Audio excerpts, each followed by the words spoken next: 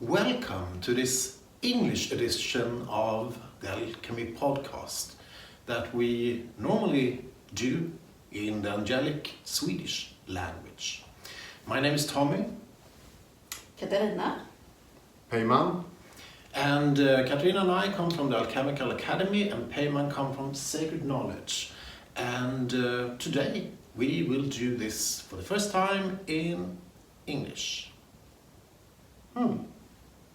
And Tommy, how come we do it in English right now? Well, we wanted to test something new, Katarina. Yeah. Many people have contacted us and wanted, English subtitles on the pods and having a podcast in English. So now it's time to do it. So perhaps we should start with a short introduction. Can you tell the viewers something about you and your background? Well, if I have to. So, my name is Tommy.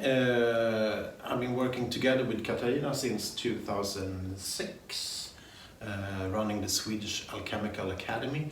I come from a background of studying the esoteric Western Hermetic tradition since 1990. Yeah. Am I that old? Apparently. So, working foremost with the Golden Dawn tradition and Kabbalah and the Memphis Mizraim tradition and especially alchemy, that took me to today. And I've studied and practiced alchemy for more than 30 years now. And I actually started at the university when I was searching for a new method to analyze theater. And I found alchemy, and they were, a perfect match, alchemy and theater. And at the same time, I also worked with ritual theater directors from Russia. And I learned this art of, work with energies. So it was very closely connected to alchemy.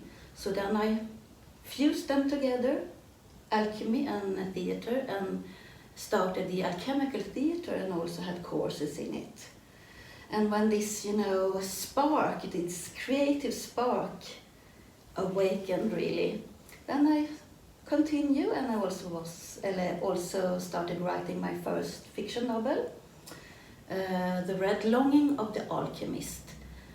And it took some time because I also practiced the alchemical magnum opus, and it was ready and published 2005. And then Tommy.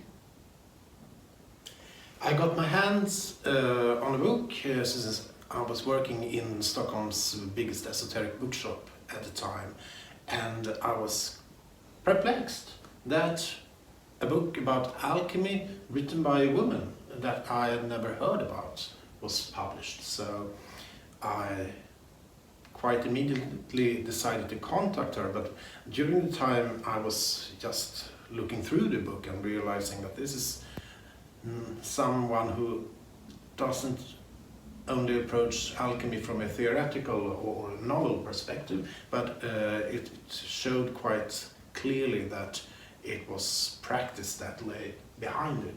Katarina called to the bookshop and I answered, and I was again perplexed, and then she didn't want to talk to me.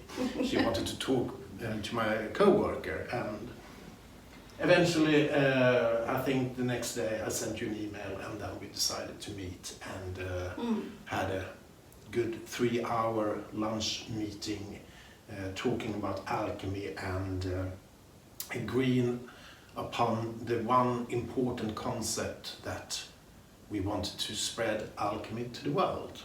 And that's what we've been doing since then. And I think we grounded the Alkemiska Akademin 2006 or something. And I also felt that it was, alchemy is very male-oriented. not in the theme itself, but many people that are studying and practice alchemy are men. So I wanted to, open up a new, what can we say, a new Era? era, yes. And I was at a pilgrimage tour in France and went up to the Grail Mountain, Montségur, the last Qatar stronghold. And I got this revelation that Sophia, the alchemical goddess, came to me and said, "You shall establish a temple of Sophia." Said and done, I established a temple of Sophia with a couple of women here in Sweden. And we also got this temple here, 2006. So we are still here, also working both with the Alkemiska Akademin and the Sophia Temple, or the Temple of Sophia. So it's been a long time. It's been a long time.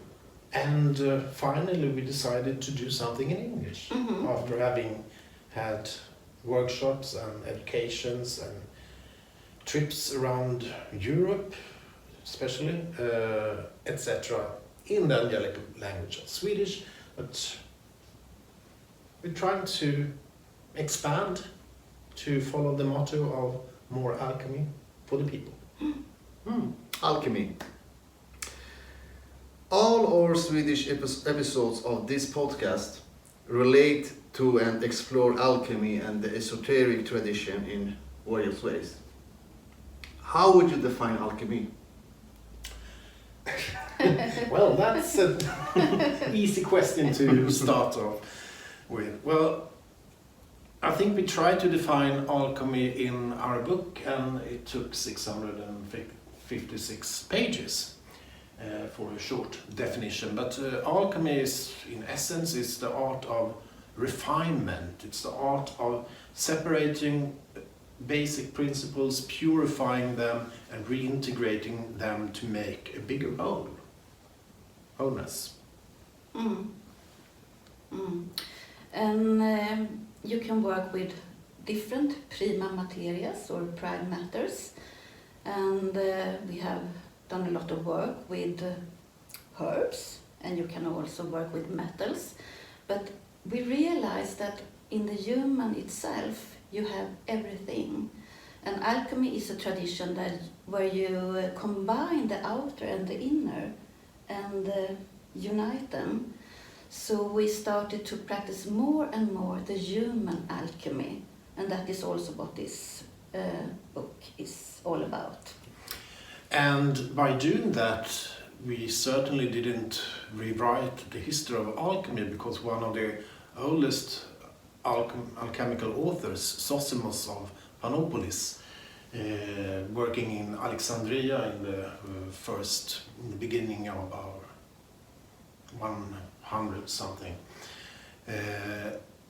he wrote that people who believe that the aim or goal of alchemy is to produce these miracles in the vessels outside you, to transform, transmute lead into gold, they are completely missing the point. The true aim of alchemy, Zosimus said, was to understand what is happening outside you in the vessel is a mirror of the inner transformation process, where the aim is to become closer to God or to the divine. And the way you do that is by your soul become more and more whole and divine.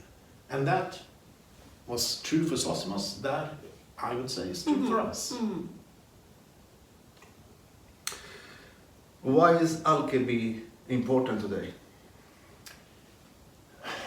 Yeah, alchemy for us is a true passion, and I think the way we understand and work with alchemy, it combines philosophy, it combines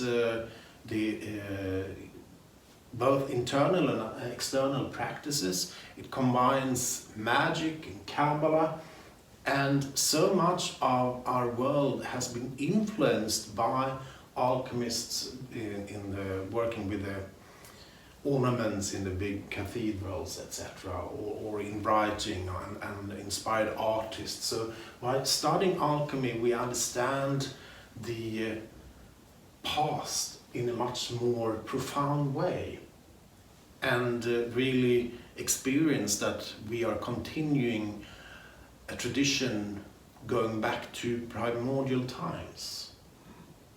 And I also think that the world today is quite a disaster in many ways. So when you practice alchemy, you in a way become a co-creator of the divine, and then you can more and more create, the golden age. Because we have these phases in alchemy, we have these operations, and they all help you to connect to a more original tradition, but also a more organic way to live. So by studying and practice alchemy, we can get this knowledge of the codes of creation, and then become these co-creators in a humble way, of course. So for me, alchemy is it's quite a savior, I would say, for me, because then you can recreate it, because you work with your inner, but also you create a new outer world by combining the inner and the outer in the alchemical room. So then by practicing, you can step by step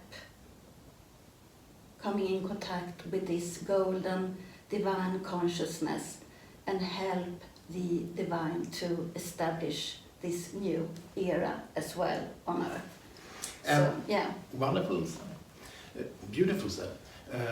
And I think the more you study and practice alchemy, the more you realize that you gain insights into your own psychology, you gain insight into the history, to the philosophy, as I said before, and it creates this very clear thread from the primordial source. And it's truly vivifying to study the old classics, or to practice alchemy during daytime or sleep time, and connect with the masters and mistresses of the past, and understand what they're trying to paint in words. And because alchemy is an enigma, you can't really explain alchemy in a short-fashioned way, because you're painting a bigger picture that includes so much of human consciousness and the creation as a whole, to make us understand the relationship between divinity, humanity, and nature. A really wonderful trinity. And when you said vivifying, we also work with the spagyric arch and doing alchemical elixirs. And today we have, what can we say, a foundation elixir for this little glass, and that is grapes in mercury, or mercurialis. We have that as this for the autumn now, getting more life power, and you can see the redness of it. So we will start with that. And then we have a new elixir here, and it's the Red King. So we'll take some drops of it.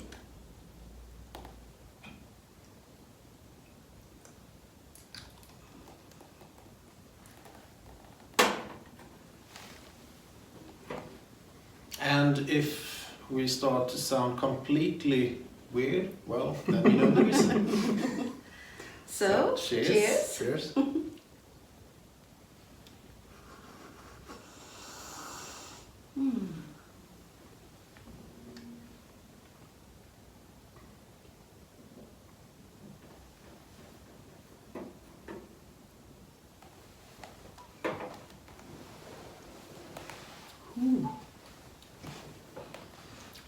Yeah, that is some solar power.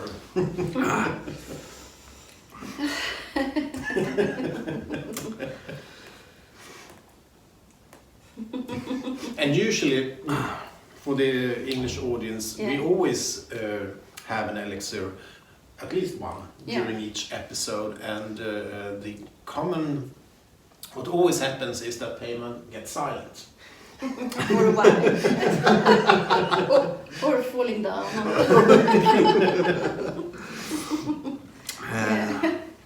Okay. Okay. The book.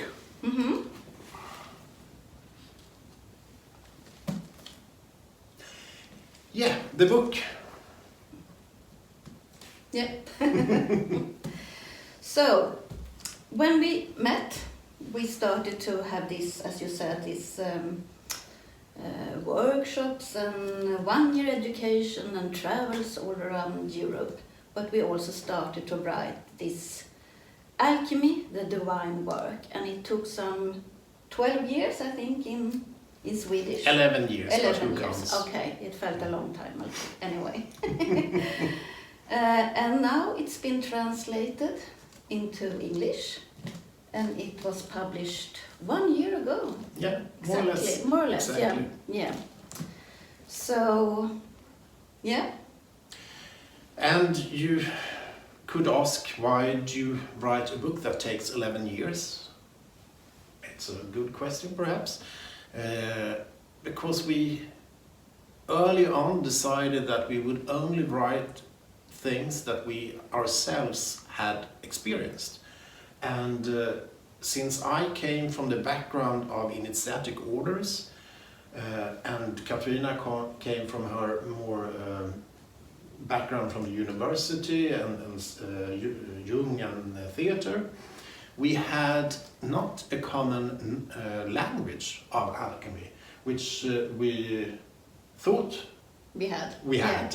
So in the early times, when we met once a week to really work through the alchemical phases, we eventually got into almost a fight, because I said A, Katarina said no, it's B. And then we argued why I was correct, and Katarina argued why she was correct, until we realized that, oh, when you say B, that's what I mean when I say A. Mm-hmm. And obviously that's not so strange, because alchemical authors always have their own specific language and what they mean for their process and work with certain terms. So for us it was a way to come to mutual language, and that was a really fun process.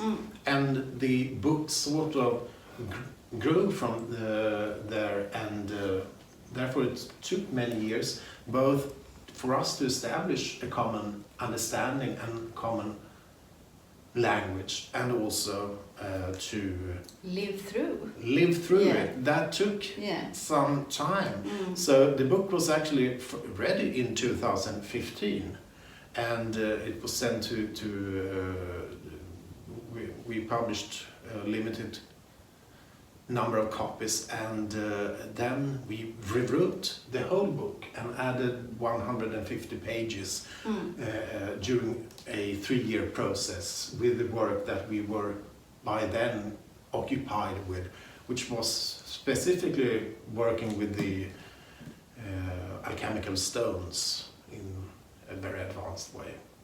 So it became our magnum opus, and then it took some while to get it translated into English, and we actually added some new chapters.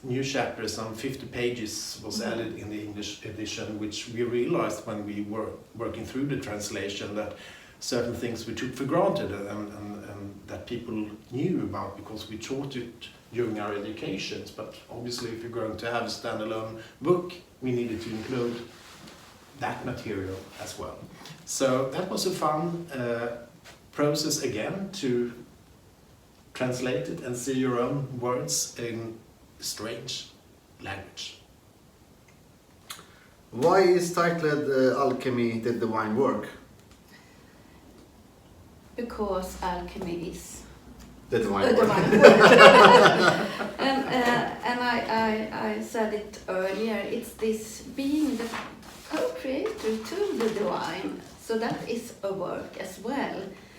And a work in a broader sense, I would say. And also, if you think about the creator manifesting or creating the world, it's by imagination, you can say. And in alchemy we see imagination as the star of the soul from Paracelsus. And in the same way, we can, by imagination, create our reality. And that is, the art of alchemy, really. So, in that sense, it's a divine work to be the co-creator. But, it's 600 pages, so it's just a short notice about the name. Something else? No, and we also didn't want to call it inner alchemy because that would mean that we make a distinction between so-called inner processes and outer processes. And while the book does contain experiences and summaries of laboratory work, the aim is to make the inner and outer completely reflect and mirror each other. So when you do alchemical practices, certain things will happen outside of you and certain things will happen inside of you, and they are mirroring themselves. And that's the alchemical expanding consciousness, realizing that I can't hide away within myself and think I can't be influenced by the outer world and vice versa.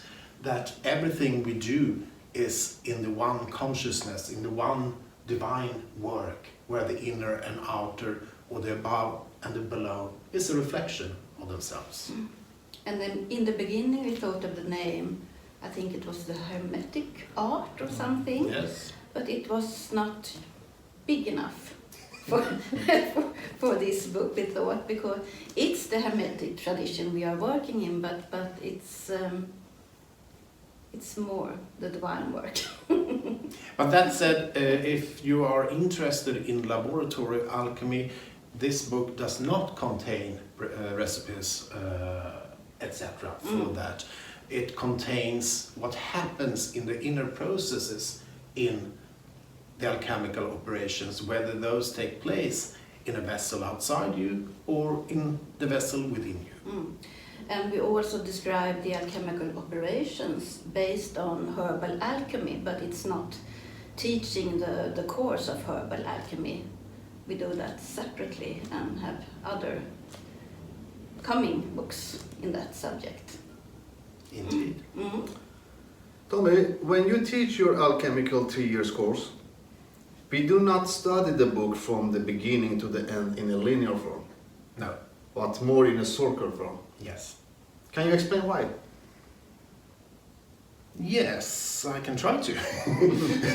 Because when we wrote the book, we wanted to have it in a structural way, where it begins with apart from the introductions, we start with history because we need to understand something about the past of the alchemical tradition. Then we have many chapters of the philosophy of alchemy, starting with the more or less the prima materia, which then expands into duality, to the trinity, to the four elements, the four fires, to the quintessence, etc. So it's this kind of process. And then we have a large practical section, which starts with some basic practical exercises, and then goes through the 4 alchemical phases, the 3 alchemical weddings, and the alchemical stones, the lead stone, silver stone, angelic stone, and the golden stone. So it becomes more and more advanced. So the way to read it then is perhaps not from the first page to the last page, because this is not a book to be read, it's a book to be studied and practiced. And we have actually just made a reading guide for it, how to, the way we teach the first year in our alchemical education, working with the alchemical phases. And then it becomes, as you said, you read some history, you read some philosophy, you do some practice, and the more practice you do, you will go back and understand more. And we think also that's a very fun way of working through a book. That when you have reached the last page, you have to go back to the first page again. Is your book related to the famous Arcana Arcanum? If so, why? Well, Katarina. Yes, Yes. it is. How? And I know Tommy loves to talk about it, so I...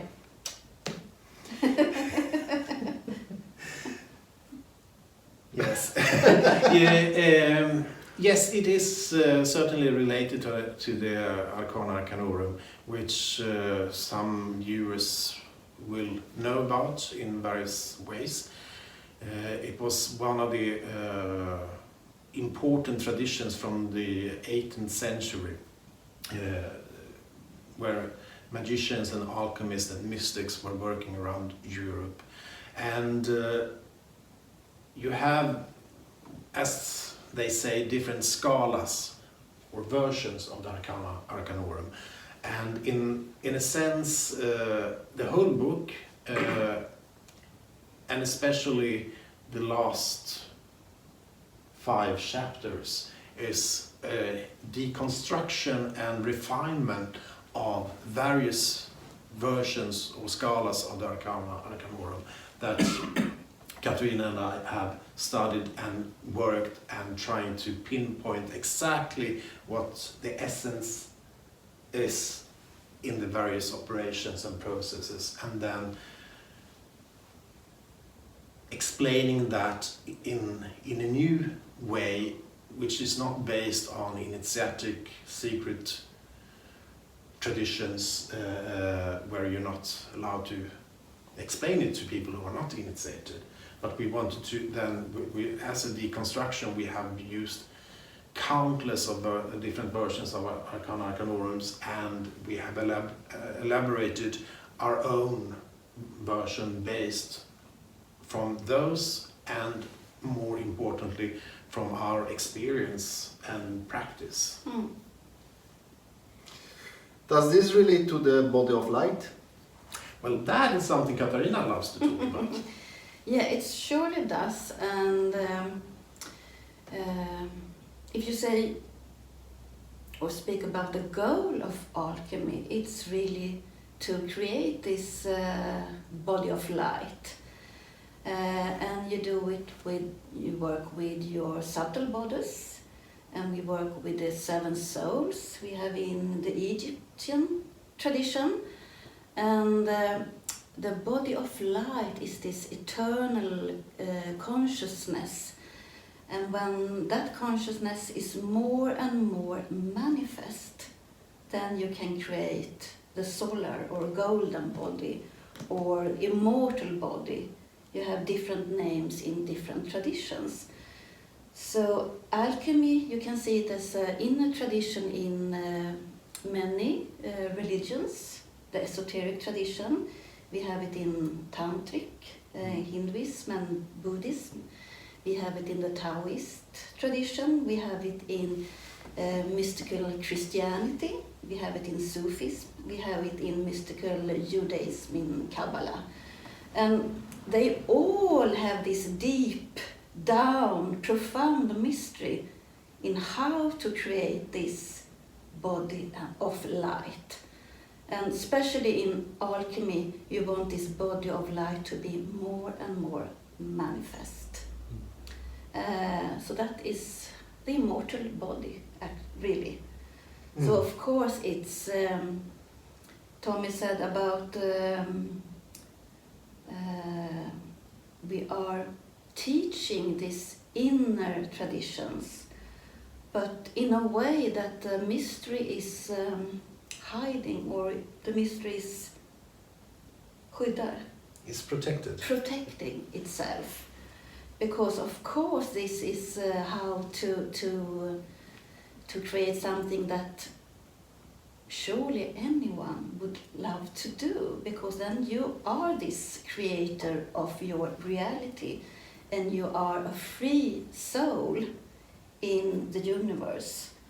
And this free soul is also the phoenix bird we have the Kaaba bird in the Egyptian tradition that is free to go behind the hinnan, the veil of this world and the other side. So it's a deep mystery with this body of light, but it's a lovely mystery to really go into the depth of it. And as you say, it's why alchemy claims immortality is available to us as a gift from the source or divinity. Because with this body of light, or the way we work with it in the body of light in its different fractions as the stones of consciousness, it creates a permanent vehicle for our consciousness, which means that we retain consciousness during sleep. And more importantly, the idea is to retain consciousness when we pass through the portal of death. But also before that, working with this body of light gets you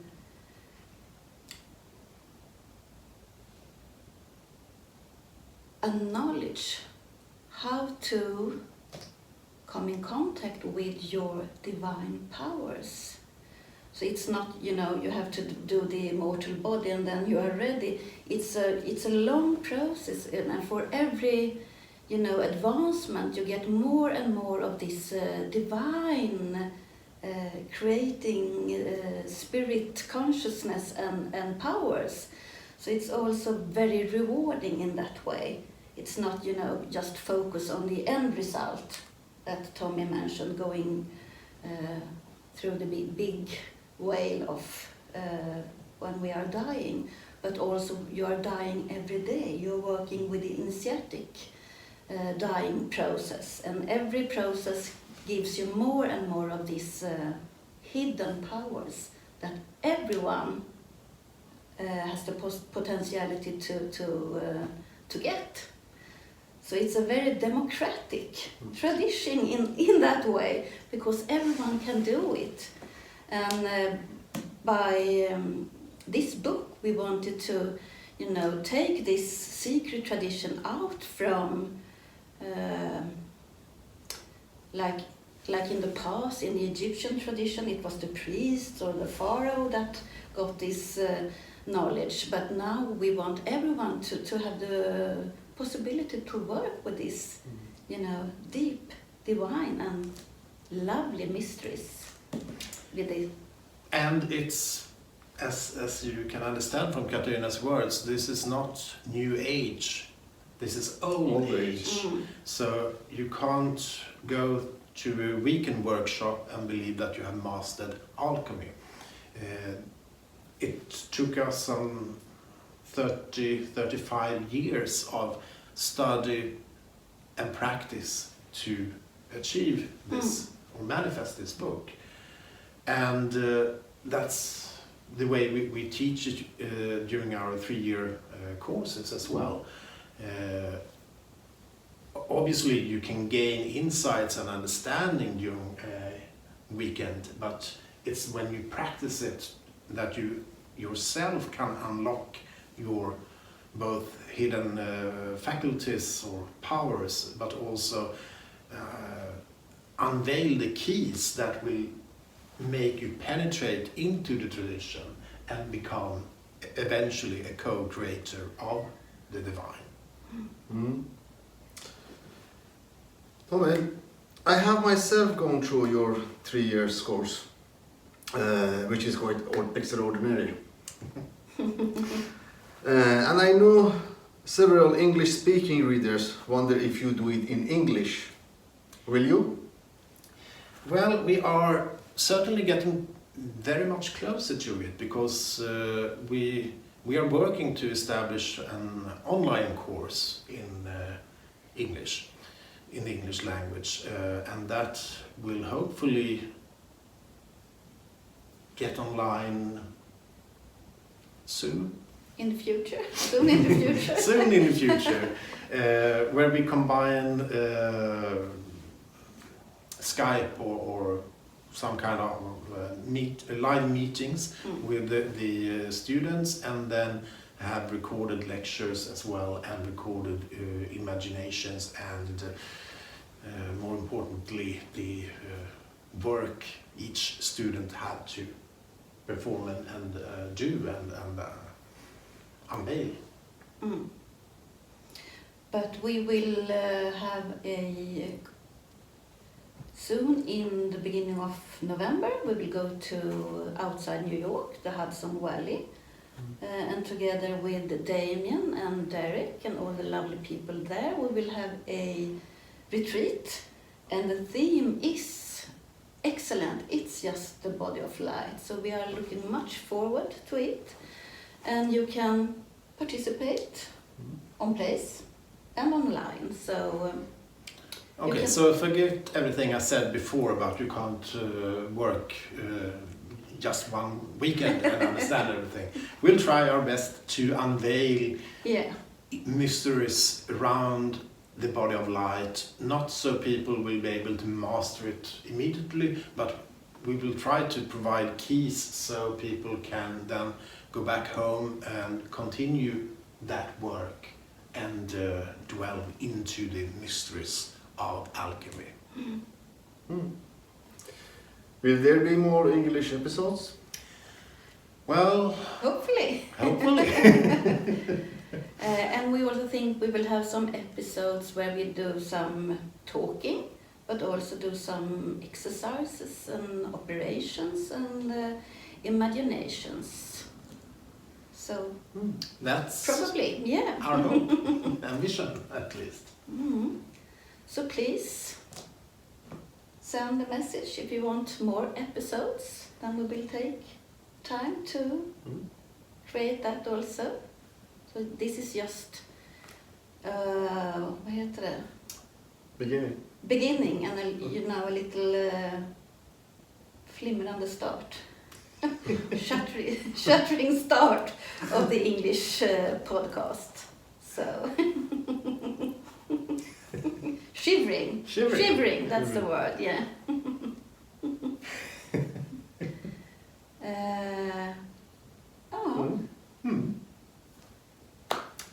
Well, yeah.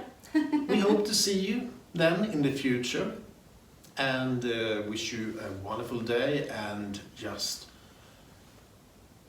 allow yourself to become passionate about the most wonderful tradition there is, the alchemical tradition. So all the love to you all out there, and see you again, hopefully. See you. Bye-bye. Bye-bye.